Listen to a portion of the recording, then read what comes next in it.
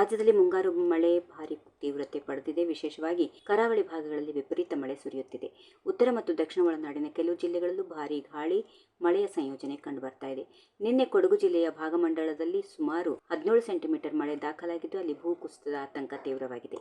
ಬೆಳಗಾವಿ ಜಿಲ್ಲೆಯಲ್ಲಂತೂ ಭಾರೀ ಮಳೆಗೆ ತತ್ತರಿಸಿದೆ.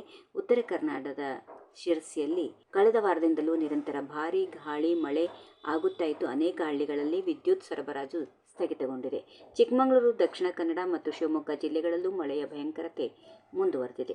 ಇಂದು ಕರಾವಳಿ ಜಿಲ್ಲೆಗಳಾದ ದಕ್ಷಿಣ ಕನ್ನಡ, ಉಡುಪಿ ಮತ್ತು ಉತ್ತರ ಕನ್ನಡದ ಅನೇಕ ಭಾಗಗಳಲ್ಲಿ ನಿರಂತರ ಭಾರೀ ಮಳೆಯೊಂದಿಗೆ 40 ರಿಂದ 50 ಕಿಲೋಮೀಟರ್ ವೇಗದ ಗಾಳಿ ಬೀಸಲಿದೆ. ದಕ್ಷಿಣ ಒಳನಾಡಿನ ಶಿವಮೊಗ್ಗ, ಚಿಕ್ಕಮಗಳೂರು, ಹಾಸನ ಮತ್ತು ಕೊಡಗು ಜಿಲ್ಲೆಗಳ ಒಂದೆರಡು ಕಡೆಗಳಲ್ಲಿ ಭಾರೀ ಗಾಳಿ ಮಳೆಯ ಸಾಧ್ಯತೆ ಇದೆ. ಬೆಂಗಳೂರು ನಗರ, ಬೆಂಗಳೂರು ಗ್ರಾಮಾಂತರ, ಮೈಸೂರು, ಚಿಕ್ಕಬಳ್ಳಾಪುರ, ಮಂಡ್ಯ, ಕೋಲಾರ ಮತ್ತು ರಾಮನಗರ ಜಿಲ್ಲೆಗಳ ಕೆಲವು ಭಾಗಗಳಲ್ಲಿ ಸಾಧಾರಣ ಮಳೆಯೊಂದಿಗೆ ಗಾಳಿ ಬೀಸುವ ಮುನ್ಸೂಚನೆ ಇದೆ. ಉತ್ತರ ಒಳನಾಡಿನ ಬೆಳಗಾವಿ ಮತ್ತು ಧಾರವಾಡ ಜಿಲ್ಲೆಗಳಲ್ಲಿ ಭಾರಿಯಿಂದ ಅತ್ಯಂತ ಭಾರೀ ಮಳೆಯಾಗುವ ಸಾಧ್ಯತೆ ಇದೆ. ಇಂದು ಬೆಳಗಿನವರೆಗೆ ಶಿವಮೊಗ್ಗ, ಉತ್ತರ ಕನ್ನಡ, ದಕ್ಷಿಣ ಕನ್ನಡ, ಉಡುಪಿ, ಚಿಕ್ಕಮಗಳೂರು ಮತ್ತು ಬೆಳಗಾವಿ ಜಿಲ್ಲೆಗಳಲ್ಲಿ ರೆಡ್ ಅಲರ್ಟ್ ಘೋಷಣೆ ಮಾಡಲಾಗಿದೆ. ನಂತರ ಉತ್ತರ ಕನ್ನಡ, ದಕ್ಷಿಣ ಕನ್ನಡ, ಶಿವಮೊಗ್ಗ, ಉಡುಪಿ, ಚಿಕ್ಕಮಗಳೂರು, ಕೊಡಗು ಮತ್ತು ಹಾಸನ ಜಿಲ್ಲೆಗಳಲ್ಲಿ ಆರೆಂಜ್ ಅಲರ್ಟ್ ಜಾರಿಯಾಗಿದೆ. ಕರಾವಳಿ ಭಾಗದಲ್ಲಿ ಅಲೆಗಳ ಎತ್ತರ 3.9 ಮೀಟರ್ನಿಂದ 4.3 ಮೀಟರ್ವರೆಗೆ ಏಳುವ ಸಾಧ್ಯತೆ ಇದೆ. ಆದ್ದರಿಂದ ಮೀನುಗಾರರು ಅತ್ಯಂತ ಎಚ್ಚರಿಕೆಯಿಂದ ಇರಬೇಕು.